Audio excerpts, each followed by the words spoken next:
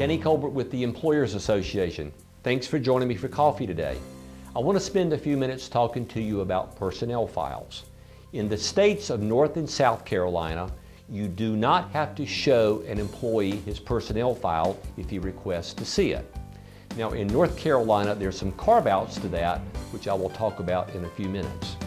Some states do have rules that say you have to let employees see their personnel files, but again, in North and South Carolina, you do not.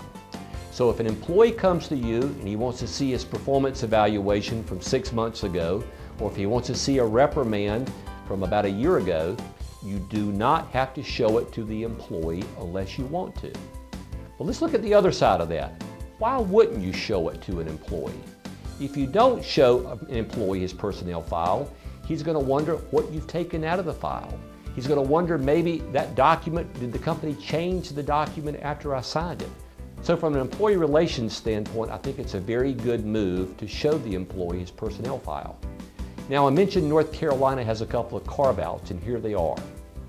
If an employee is injured on the job, you have to show the employee any reports related to his accident.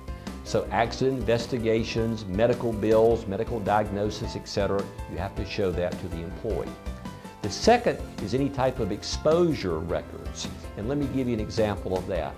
Let's say you have a manufacturing facility, there are loud noises, the employees have to wear hearing protection, therefore you have to do annual audiometric tests of all of your employees.